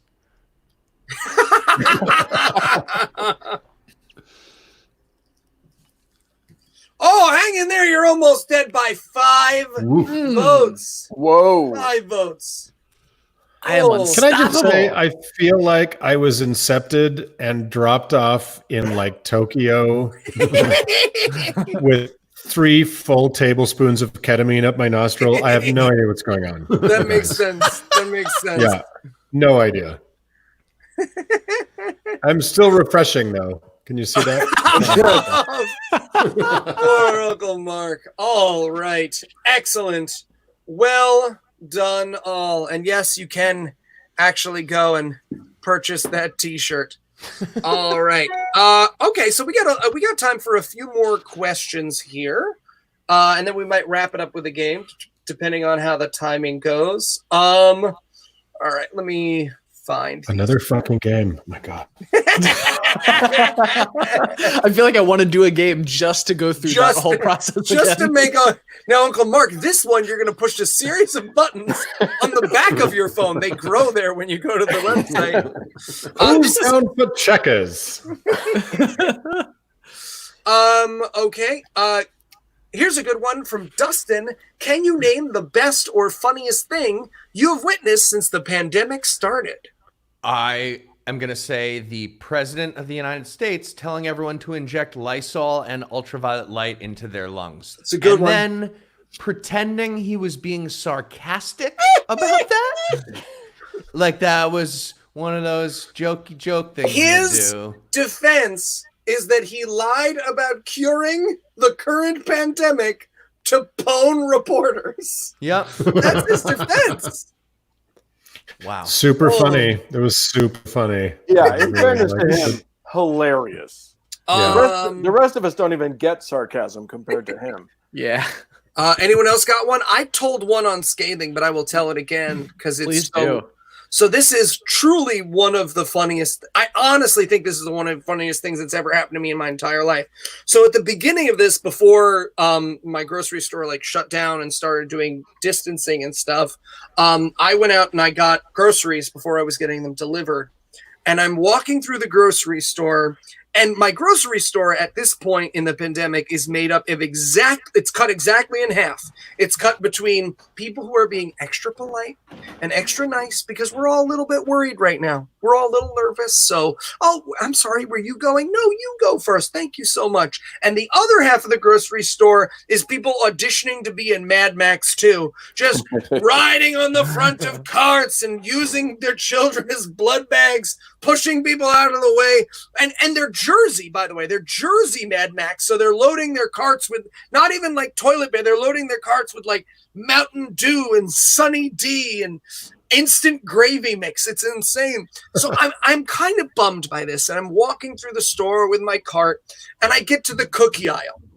And I turn the corner of the cookie aisle and I'm standing there looking at the Oreos and I'm looking at the Nutter Butters. And I'm like, do I want Oreos? Do I want Nutter Butters? When around the corner comes a gentleman in a Rascal / shopping cart. Now, I know what you're thinking. Oh, I've seen those. It's the little Rascal that has the basket on the front. No, he had strapped a shopping cart to the front of a Rascal in some kind of crazy self-made damage vehicle. He turns the corner. He sees the Nutter Butters, right? And he scoops all of the Nutter Butters that ShopRite of Belleville, New Jersey had into his cart and goes, no, no, no, no, and speeds away. I start crying with laughter. Instantly, I start crying with laughter. And for those of you who have seen me cry with laughter, when I laugh really hard, I like, and I cry with laughter, and I collapse against my cart on the floor. But people start to approach me because they think I'm just crying. So to the outside observer, I was considering having a Nutter Butter. This man sped around the corner, went, no, no, no, no, piled all the Nutter Butters into his cart, at which point I collapsed into a weeping heap on the ground. And people are coming up to me and they're like, hey, man, maybe they got more Nutter Butters in the back. Like, it's going to be okay. It really is. Oh You're going to be fine. I promise you. And I that's making me laugh harder. So I'm like crawling away from this lovely man who is telling me it's going to be. I'm like, no. I thought I was going to have to leave the grocery store, but I just had tears streaming down my face the entire rest of the time that I was shopping. And honestly, like, COVID will never be worth it, but that story's a keeper for sure. And I think about Nutter Butter Guy 14 times a day. Why did he take? I literally I was like, oh, I don't want to tell this story, like medical use for Nutter Butters, because I didn't want it to be. Because I was like, oh, I'm going to tell this story, and then someone's going to email me and be like, just so you know, if you have diabetes type 7, you have to eat a Nutter Butter once an hour, or your asshole turns inside out. But no, that's what I'm doing right now. Just enjoying a Nutter Butter. Yep. You can look at injecting them or putting them in the body through the skin or another way. This is how you know, despite all his protestations to the contrary, that Eli is actually a wholesome person, and that before he told that story to make fun of that person, he Googled to make sure that it wasn't a legit medical need. Oh, I hope he's okay wherever he is. That beautiful shining altar of humanity. You never know. Maybe he had a relative who was kidnapped, and he had to deliver a bag full of non-sequential unmarked Nutter Butters by midnight. Or he was going to lose it. Oh, Heath, funniest thing you saw during the pandemic. Most wholesome. Most wholesome? The best or funniest thing you've witnessed since the pandemic started. Okay. It's not funny. It's just tragic. I watched a tram go in front of my house. This was like 2 weeks ago. So hardly anybody's on the tram. There's 2 people on it. And they're sitting literally right across from each other with masks on, talking to each other, like putting their hands on, like butterfly kissing. I was furious, the whole thing. Oh, yeah, that's a dark kind of funny. All right, here's a good one. This is from my mom. Thank you, Mom. What do each of you podcasters admire about the others? I'll go first on this one. I know I haven't been answering a lot of questions, but I've said this before. I've said this when I've introduced How to Heretic, or even when I just talk about it publicly, when I do my little like shout out things. How to Heretic is truly one of the kindest shows that I listen to. It's so wholesome, it's so loving, and just the conceit of it, the idea of like how to enter this world, this secular world, and having them as guides is such an incredibly generous thing to bring into our community, and has created such a safe and wonderful place. Like there are episodes I recommend. I'm like, oh, you want to learn about this? You got to check this out. Or, oh, you know what? If you have that question, like make sure you listen to this episode. And it's just, oh, it's so wonderful. So I admire the fact that, like, for all the people who entered the atheism space with something to say, the audio uncles entered into the atheism space with something to give, and I am just incredibly grateful for that. Heck yeah. That's very sweet. Thank you. That's crazy kind. Thank you. That's that's a bit much. You're I overselling by a lot. be leaving now.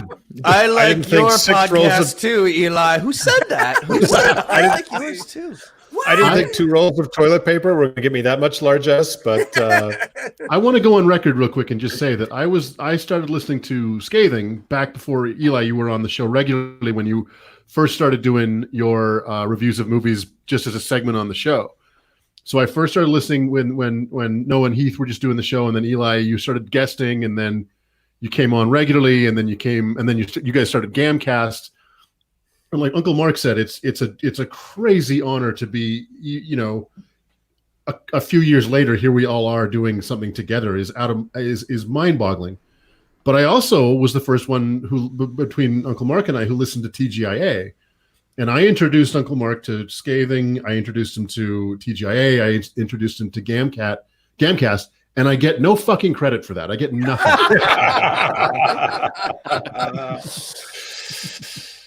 yeah. I will say this. I was listening to Scathing from the beginning. My Thank God I'm Atheist started before Scathing. It's one of the few that did. And I listened to Scathing because we started our show having never actually really listened to any other shows. Obviously, best practice. Go ahead and do that. And then I started listening to other shows, and there were a lot of shows out there about atheism and about that stuff, and I couldn't stand almost any of them. And then I found Scathing, and I was one of the first people to review it on iTunes. I that's true, and I have been a fan ever since, and I think you guys are awesome. Yeah. And I also listen to How to Heretic sometimes because of those two other assholes, because they're so fucking funny. And I have to fast forward through my bits because it's horribly embarrassing, and I'm nowhere near as funny as those other guys. But I all y'all fuckers are amazing. Can I go? We hate each other. Are we taking them all out? Or no? Oh, sorry, go ahead. Heretofore unfamiliar with the How to Heretic. I am going to check it out though. Here's the thing. I'm just gonna be honest. I might end up crying because this is legitimately a big deal to me. And I know Noah's not on the stream. He's fine. Working on a thing. Is he though? Hashtag where is Noah? Yeah. I'm gonna get so yelled at. He's gonna be like, so when I said you can run this, right? And I'm gonna be like, right.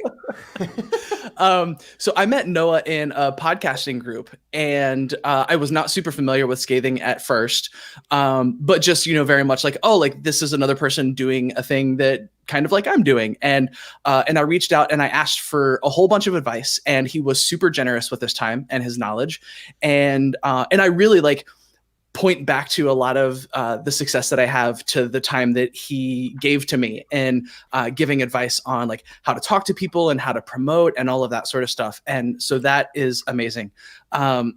Eli is, sorry, I don't mean to ruin your rep, but legitimately one of the most positive and encouraging people I've ever met. Eli and I have a thing where we call each other and we like yell at each other when we're frustrated about a thing. And just such an amazing person to be around. And Heath, whenever I hang out with you, that I was so blown away by the thing that you said on the last stream about just like, being a nerd about everything and constantly being curious, because that's so much you. And that's just, I love that so much about you. And I'm always so energized by that energy when I'm around you. And so, yeah, I love all of you very, very much. I just want to add one thing. This is something that Eli and Callie have both done for me. When I hear about a piece of news or a political topic or whatever it might be, my first instinct is very often giant asshole instinct. I don't know why. I can't control this. These are my first instincts. I have these like... It's maybe left over from my like asshole 18-year-old libertarian self that I can't fully erase. So I have these instincts, and I know, and as soon as I have them, I'm like, oh well, I'm sure this feels evil. I feel evil. I don't know why yet I'm evil. I need somebody to explain exactly why my first instinct was evil and explain to me why the correct instinct is the correct instinct. Eli and Callie have both done that for me multiple times. We've had long conversations. I'll call up Eli and be like, explain why I'm an asshole again. I keep doing this. Explain why I'm an asshole all the time. And I get really, really good, genuinely thoughtful, heartfelt answers from both of y'all. And thank you so much for that. Seriously. Similar to that, both Uncle Doug and Uncle Mark call me regularly to tell me why I'm an asshole. I don't even them at all. So. Usually late at night. Oh. I'm out of minutes. I don't have any more minutes. All right. This is an excellent one from D. If you had to get a tattoo inspired by one of the GAM selections, what would you get? I have an answer right away, if you don't mind. I'm ready for it. My answer is Reggie White, the NFL star, holding a dead lamb and holding weeping. the lamb. Yep. Yeah. And weeping in a graveyard, I believe, is where he was at the time. I like that one. Hellbound kangaroo, maybe? How about kangaroo? How about Revelation Road in Sublime script on my back? Yes. Full-size Kirk Cameron with Sublime. Eli's face on I've my got front. I've got a fair amount of face, and I think that the paper mache turkey monster from Blood Freak Yes. Excellent. is the coolest thing. Yeah. Can I just say, unironically, a tattoo from Star Trek 5?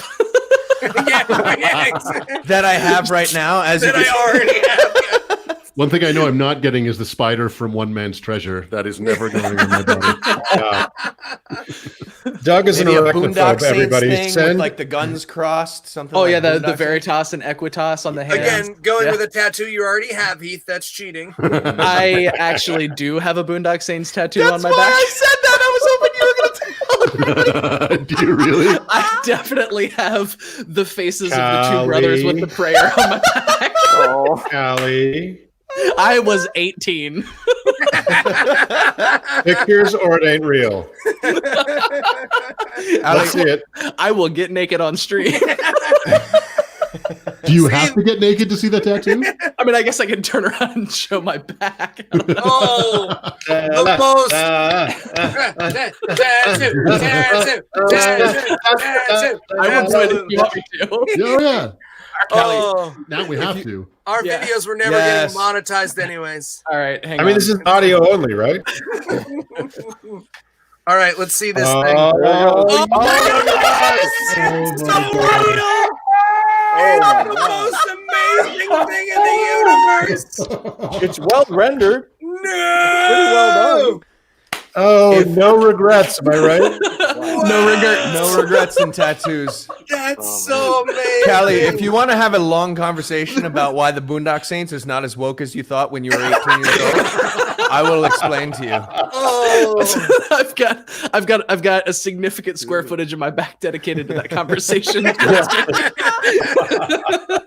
oh, that's incredible. It was the best thing in the world when I was 16, 17, 18. It was great.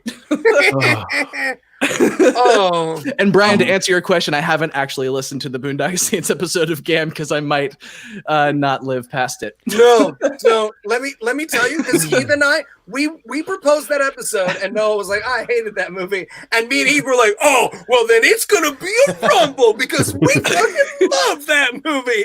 And then we all watched the movie. And before the record, I was like, hey, I know we had thrown out the idea of us maybe liking that movie. But I'm coming at it from these different angles now. I've got these other ideas. Just want to throw these other ideas out there. You will take a cheese grater to your back if you listen to that episode. Yeah, it's best leave it alone. All right. Yeah. Great question from Cheryl. For everyone, what is your favorite piece of classic literature? Mm. Oh. Mm. Bold of you to assume I have read. I'll lead one off. It's All not right. my favorite piece, but I literally read this last night. So for Christmas, my mother got me the Best American Short Stories 100-year collection. I'm a huge fan of the Best American Short Stories collections. Love them. I've finally been able to start reading some short fiction in the last year or so, and it's been wonderful. And I read a short story by Nancy Hale called Those Are As Brothers that just destroyed me. It's so good. I gasped. It's rare that I read something so good that I go but literally I gasped at just how incredible that short story was. So yeah, Those That Are As Brothers by Nancy Hale. It's from the 1940s, but man, does it feel like it was written yesterday. It's real good. Excellent. I don't know when the last time you guys revisited Hop on Pop was. Holds up. I'm just saying it holds up. Good rhyming flow. Ooh, getting a lot of Catch-22 in the comments. Catch-22. Okay. Catch-22, the book that Andrew Torres. According to tricked Andrew me into. Torres, calls the great American novel. Ah. Yeah. Ooh. I enjoy Oh. I would Catch-22. say, look, I'm going to go classic motherfuckers, because our podcast is a lot of critique about the mythology and the origins of kind of religious belief. I have probably read more of the Epic of Gilgamesh than I ever intended to, but it's pretty awesome. It's a pretty cool thing. So I win. I'm the oldest guy, and that's the oldest story. So is your copy of the book signed, Mark? It is. Yeah, I have a cuneiform signature. The Epic of Gilgamesh. Thanks for inspiring the Arabian Nights section. Love Gilgamesh. Arizona.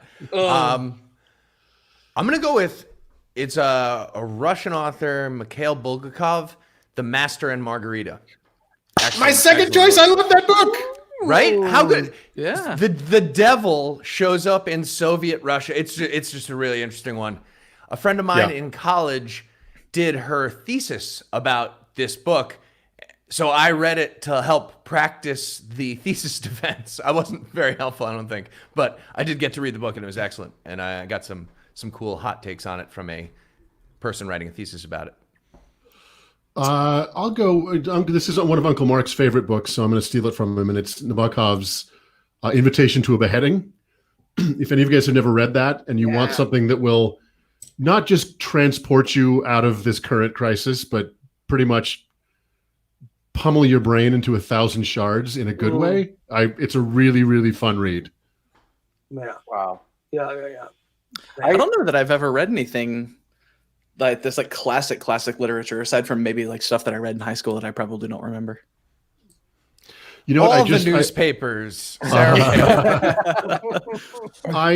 Doing research for one of our segments for our record tomorrow, I actually read a book I previously read, but I just 3 days ago just decided I'm going to reread it for the segment, and I found like throwing myself into a book as hard as I could and spending every waking moment I could reading. I mean, I was reading till 10, 11 p.m., walking around with I hadn't done that since this whole thing started. And the exercise of just trying to immerse myself into a book was extremely cathartic. Honestly, I didn't look at Twitter. I didn't watch the news. Just for 2.5 days, I completely inhabited this book, and it was really great. So I would recommend at this time, in this moment we're all in, that if you can do that and just absolutely throw yourself at a book, it helped me. I'm still here. Yeah, absolutely. And by the way, Tim Robertson, who was on a couple streams ago, or last stream, he introduced me to Libby, which I didn't know about. But if you have an iPad, there's a thing where if you have a library card, you can just check out iPad books. Oh, wow. And maybe I'm the last to the party on this, but I've been using it like crazy, and it's just got I still have my old New York Public Library card, and it's all the books that I ever want, and it's free and it supports the library, which is really cool. A lot of people are throwing out L.M. Montgomery, and my mother will not forgive me if I do not plug her book, which is the bio of L.M. Montgomery, House of Dreams. And I didn't have to Google that. I just knew what my mother's book was called. But it was nominated for fancy awards and stuff. And my wife listened to it, and I was in the room sometimes when that was happening. And I can confirm my mother is a much better writer than L.M. Montgomery. So definitely check that out. I do want to say something. I wanted to just jump, with apologies to Dr. Seuss, who I think is actually a brilliant writer. But I have been, during this COVID thing, my old alma mater, the University of Utah, some kids in the theater department started doing a Zoom based Shakespeare thing, and they asked me to come on and play some roles in that. And I got to say, pound for pound, it's not a book, but you do not get better than William fucking Shakespeare. No, you don't. His understanding of the human condition. And the thing is, I hate reading plays. I don't think that's what they're for. They're not meant to be read. They're meant to be seen. They're meant, like, to me, a play isn't the text. It's the blueprint, and the thing that happens on the stage is the text. But speaking those lines, speaking those words is a privilege every fucking time. So I'm going to say There are a couple that maybe I'm not going to recommend, but like almost his entire catalog is Nice. astounding. And I give you permission to read the one that Uncle Dan isn't going to recommend. One of the ones that Uncle Dan isn't going to recommend. That's a great. I mean, yeah, Francis Bacon, great answer. I'll I kill would you. say- I will reach. I'm going to cough on you. I'm going to come to your house. I'm going to cough We all all over your know head. Edward de Vere, the 14th Earl of Oxford. Get your facts straight. Don't be an idiot. I would say one other obscure author, maybe some of you have heard of him, named Smith, The Book of Mormon. Is an excellent one. No, Yeah. Heath, don't punish the people. Well, I hear if you read it with an open heart.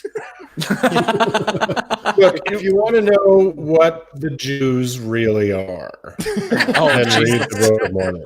Oh my God. If you want, If you can get some of Uncle Mark's ketamine, then have it the Book of Mormon. You don't need it. You don't need it. As Mark Twain said, that book is literally chloroform in print.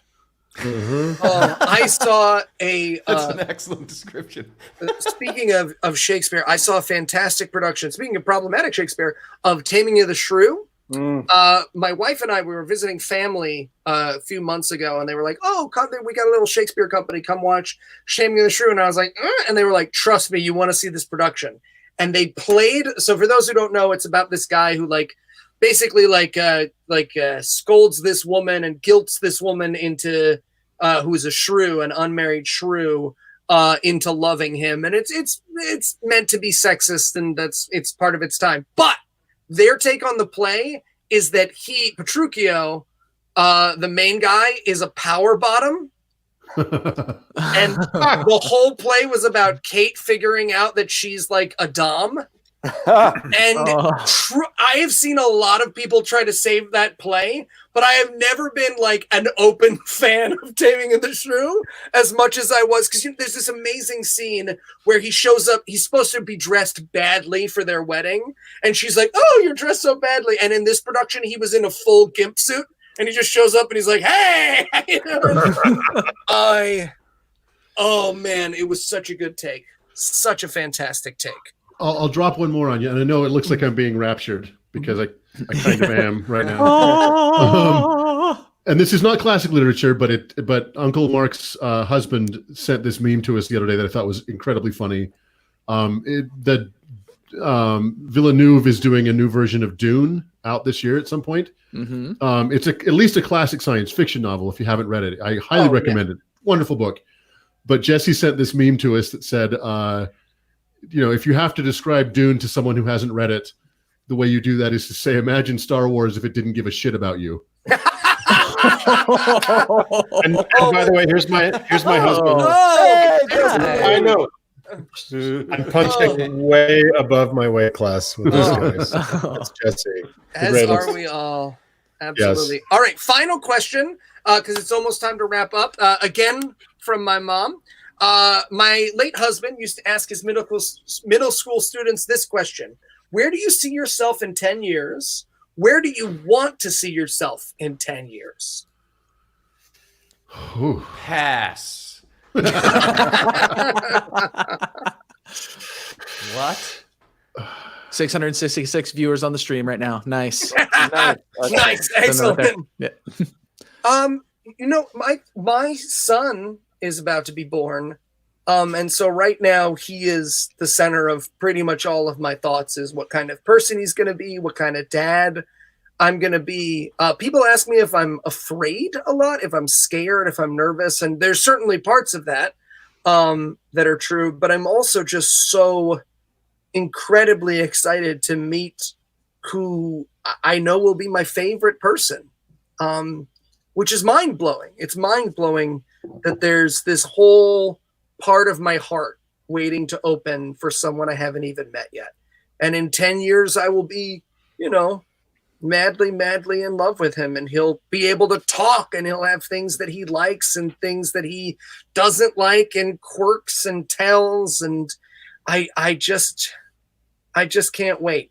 I just can't wait. So, I mean, right now where my thought is in 10 years, I can't wait to see my 10-year-old son. Well, Well, I I want hope you to know, Eli, that 10-year-old son of yours will be the guy who killed your 5-year-old son. What? Did your mind Mine just is get blown? Absolutely. mine is a pale comparison to that, a shadow of that. But I work in the film business and I love making movies, and I want to die with the boots on in the industry and just making engaging, beautiful narrative work for you people that are just inhaling content online right now. You're going to hit the bottom of Netflix and the bucket is going to rattle around. So I just want to be out there doing what I love to do, which is being creative. What saved my life as a queer young Mormon was my creativity and my ability to escape not only into my own mind, but into film and television. Those were kind of the rocks in the stream that I could walk across. And now I'm doing that, and hopefully other people are enjoying that, and it's giving somebody some kind of, hopefully in this plague, some respite and some distraction. And that's what I love doing. I'm a storyteller and I love doing that. And one day I'll die, in a breakfast tent or in a scouting van or on set, and it'll embarrass a bunch of people, but they'll just throw me in a ditch. And that's how I want to go. Or Mark, you'll die watching me slowly place a pillow over your face. Finally. In a breakfast tent. Yeah. In the van, which will be weird for everybody else there. It's so hard to look up right now. Like, how they say when you're trying to ride a bike, you're supposed to look way far ahead, not right down at the wheel. But all we can do right now, it seems to look right at the wheel because it's just so goddamn crazy. And so thinking 2 weeks from now or a month from now is hard. But in 10 years, I honestly, and I mean this sincerely to you guys, I hope all of us are together and healthy at the 10th birthday party of Eli's son. And we're in a much better, healthier, and saner world than the one we're living in right now. This can't be how it is. And hopefully it's a better place than the one we're in right now. And how old does your son have to be before he can go to the liquor store for us? Well, I said In 10. New Jersey. So it'd be 9 years before that in New Jersey. Oh, you beat me to it. Just push the stroller down the hill towards the liquor store. It rolls back up without the kid, but with the Jameson. Yeah. I think for me, I don't know that I know the answer to this. And I would say 10 years ago, thinking about this question would have scared me. Because 10 years ago, I was unhealthy in so many ways. I was in the closet. I was scared. I was terrified of the world. I was playing in bands, and that was like the one joy that I had in life. And actually 10 years ago was right about the time that was starting to come to an end in my life. And I was thinking, gosh, I've probably peaked at this point. The band that I was in was not huge, but we had like regional popularity. Like a couple hundred kids would come to a show locally, a couple of hundred kids, maybe a few hours out. It wasn't a huge deal, but it was a lot more than a lot of people in bands ever get to experience. And I got to have so many amazing experiences. And 10 years ago, I was literally thinking like, gosh, I've probably peaked in life. And I'm really, really glad that I've got to have all of these amazing experiences. But like, what the hell is going to happen next? And I don't know. And I was sad about that because I was just like, there's no way that I'm ever going to be able to have as cool of a life as I have right now. And here I am like 10 years later, and I've got, the podcast behind me. I'm married to the perfect person for me. I lead this amazing life. I have incredible friends. I get to do the coolest shit in the world. And so for me, when I think about what my life is going to be like 10 years from now, I'm like, I don't know. And I'm actually okay with that because 10 years ago, I was scared of everything. And here I am now. And like, I've got problems like everybody does, but my life is fucking amazing right now. And so I'm just thinking like, I don't know what's going to happen 10 years from now. And I'm actually okay with that. Like, that's actually kind of exciting to me. Nice. Wonderful.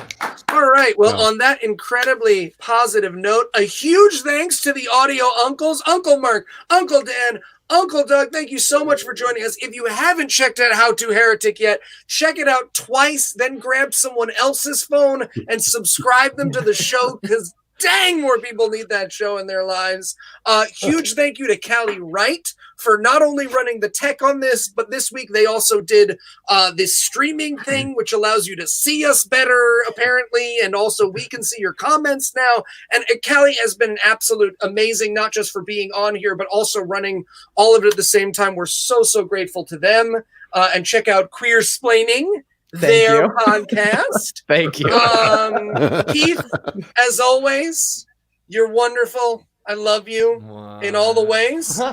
We'll see. I don't even use that. You do it. We will see all of you next week. Same bat time, same bat YouTube channel. Because if you're going to be stuck inside, you might as well be stuck with us.